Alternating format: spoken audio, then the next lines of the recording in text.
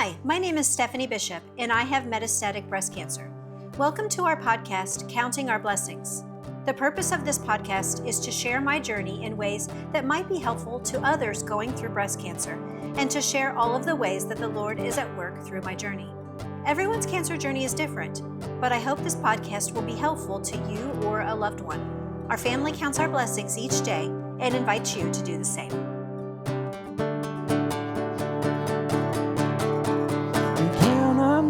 One by one, side by side until the day is done. With open hearts and grateful minds, we share the moments that we find. Join us here where love is found. Every whisper, every sound, together we will always be. Count our blessings, you and me. Hey guys, welcome to the beginning of a brand new podcast called Counting Our Blessings. My name is Jayden and this is Steffanie. Hi. And we are excited to tell you about our story about basically cancer journey. So, Mom, would you like to introduce yourself? Sure. Like you said, I'm Steffanie, and my husband Lonnie and I have three beautiful children. Rebecca, who is our oldest, is married to Ryan, and they have our first grandchild, Renly. And then we also have Aaron, who is a senior, and Jayden, who is a freshman. So yeah, that's our family. Yeah. So we plan to begin with your story. Are you ready to share it? Sure. So 7 years ago, I was diagnosed with breast cancer, and we were very public about that journey. We started the Counting Our Blessings Facebook page. And if you want to take a look at that Facebook page, I will leave it in a link in the description. So if you that would go be ahead great. and check it out. And we continue to post there. But when my occurrence happened last summer, I really struggled with continuing to make my journey public. And it was only after I heard Eric Kirk and the courage that she was able to demonstrate to the world after her husband Charlie was killed that really spurred me to remember that the Lord had given me a voice in my cancer journey. Yeah. Charlie Kirk was a really good man, and it's crazy that Erica decided to forgive the man that actually killed him. Yeah, that's it took so much courage. And I know that she has inspired a lot of other people, not just me. Yeah. So let's just go ahead and jump into the topic of cancer. So kind of tell us the story on how you got it. Sure. So I had a mammogram, and it was all clear.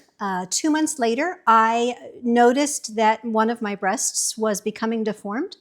And I have to admit that I was not a regular self-examiner of my breasts every month, which, by the way, you totally should be, because the mammogram didn't catch my cancer right away. And so I went to the doctor. Doctor was concerned. They did a biopsy, and it turned out that I indeed had breast cancer. So I know there's a little story behind on when you got the news that you had cancer. Do you want to tell us a little bit about that? Sure. So I was sitting at the kitchen table when the phone rang, and it was the breast cancer doctor. And as I was writing invasive lobular carcinoma on the paper, along with it being some information about it, which we'll get to here in just a second, as soon as I wrote those words and I hung up the phone, immediately you called from the living room. You loved to play worship leader at the time. You were what, 6 or 7 years old? And you wanted us to come worship with you. You had a song pulled up. I think it was My Lighthouse, if I recall correctly. Yes. And in that moment, it was the very last thing that I wanted to go do, which was worship the Lord. I wanted to just curl up into a ball. I had just literally learned that I had cancer. But the Holy Spirit feel like picked me up and brought me into the living room with you. And Dad and I and you, and I can't remember if Aaron was there, but we stood there and we raised our hands and cried and worshiped the Lord immediately in the aftermath of finding out that I had cancer. And I have always pointed to that moment as the time when that set the course, that set the trajectory for my cancer journey. Ever since then, it has been all about the Lord, regardless of what the results were. Mm-hmm. Yeah, it was such a great time that sadly I don't remember that because I was a little young. Well, I do. But exactly. So, what did you learn after the biopsy results? Yeah, so I mentioned that it was invasive lobular carcinoma, which just basically means that the cancer had spread beyond the ducts, beyond the tubes, and had invaded the tissue around the original spots. It had grown so far as to travel to my lymph nodes. And so I had 2 lymph nodes that were involved, although when they did the surgery, they removed all of them. The other thing that I learned about my cancer was that it was, they call it HER2 positive and HR positive, which basically refers to the hormones that are involved. And my cancer was fed or was fed on hormones. And so one of the treatments that I was on for a good 6 years took away those hormones out of my body so that the cancer didn't grow. One of the other characteristics of the cancer that I had was that it was really sneaky. It was really hard to detect on, say, mammograms because of the way that it grows, which is why self-breast exams every month are so, so important. Mm-hmm. So, like most cancer disease, there's always a cure to it or some sort of medicine. Is there something that you took? So I did. I took well, I had lots of treatment actually, but one of the things that was part of my treatment was a medicine that took the hormones out of my body. And I took that medicine for 7 years. Nice. So, What was that medicine called, if I may ask? It was called anastrozole. That along with chemotherapy.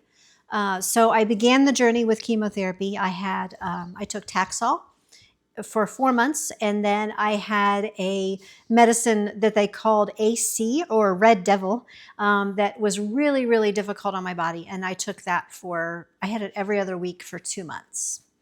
So what did you do, or what treatment did you do after chemo?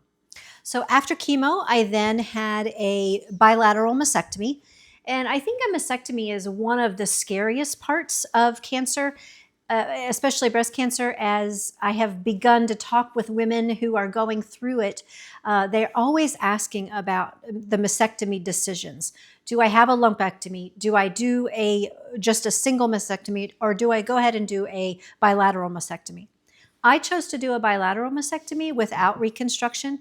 For me, it was just a choice that involved eliminating any worry that I might have in the future, although it was not clinically indicated.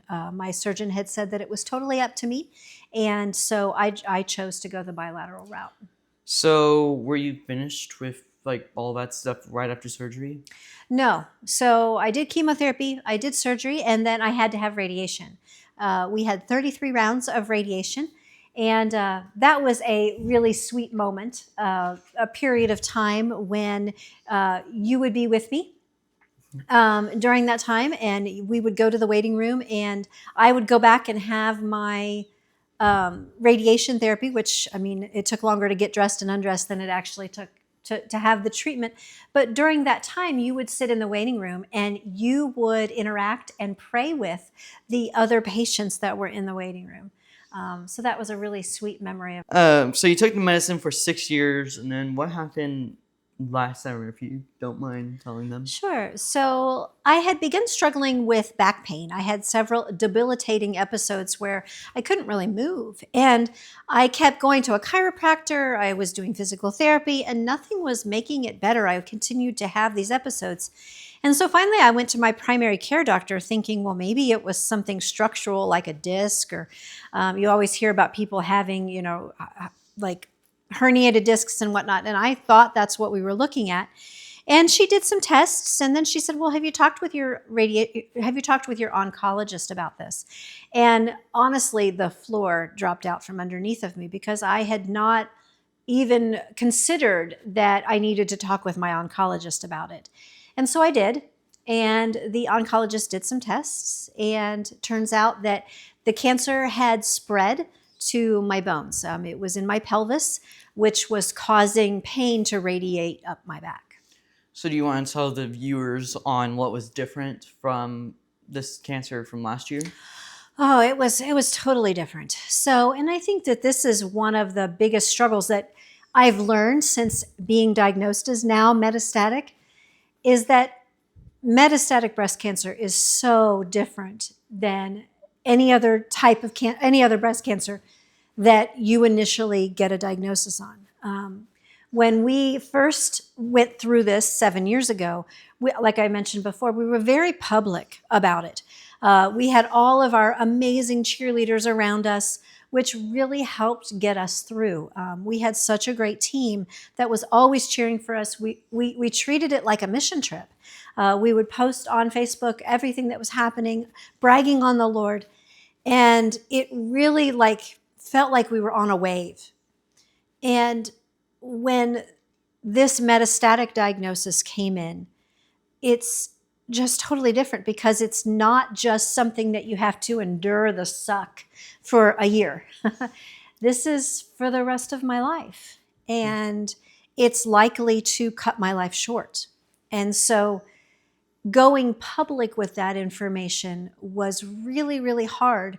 Someone once said to me, it's hard because you don't want to burden the person that you're talking to with that information, because how do you respond?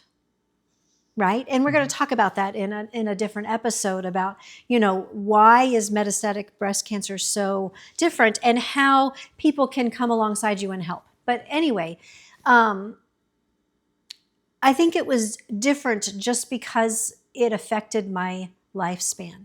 We're talking about something that's terminal. And so initially I chose to keep it private. We kept it private for over a year and a half because we weren't sure what it was going to look like, how quickly I would decline, how quickly I would run through all of this, the different lines of medication.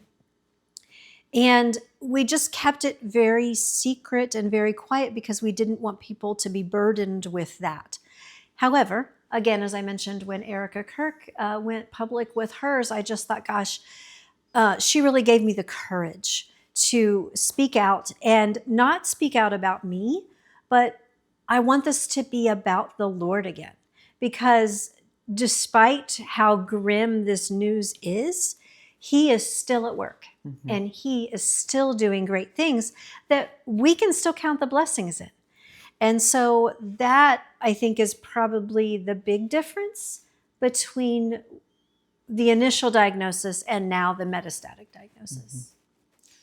Yeah, there's a saying, and we probably heard this before, but God always has a plan. Even if it doesn't look good, He did it for a reason. Like, for an example, I kind of use this example all the time when I'm thinking about this, but let's say, oh no, you get sick and you can't go to school that day, but you really needed to because there's going to be like a fun party or something like that, or like Michael Jackson's going to be risen from the dead or something like that. And then you didn't go because you were sick. But then the next day you hear that there's a fire at the school and many kids have died, or there's like something That's else. kind of grim, but I know what you mean. Yes, it's not the best example because I don't really come up with the best examples, but that's the one I can think off the top of my head. So yeah, He is always at work, and He always has a plan. And that's, I think, where our family has landed with this as we look at counting our blessings. It sounds a little bit cliche in the Christian world, but to literally be counting our blessings every day, despite the fact that we have a terminal illness in our family, is what we want this podcast to be about. Yeah. So that is the end of our very first podcast. Yay! Thank you so much for watching this. Make sure you guys share this with your friends and family if they're battling with cancer. And make sure you guys subscribe and click that notification bell so you guys can receive updates when we post. And we'll see you guys in the next episode. We hope to have this podcast be so that it is topical in nature, so that if you have a friend or family member who needs some advice or information, they can look up the topics of each one to kind of root through instead of having to listen to everyone to find out the information. The other disclosure that I want to make really quick is that everybody's cancer journey is different. Mine is different than that neighbor down the street of yours or your aunt or whoever may be going through this. And so I think it's always important to keep in mind the things that I'm going to share on here are totally unique to me, and they may not apply or they may be different for you. And so that's something to keep in mind as we continue to create these, and hopefully they'll be beneficial to someone someday. All right. Thank you guys again, and we'll see you guys in the next episode. See ya.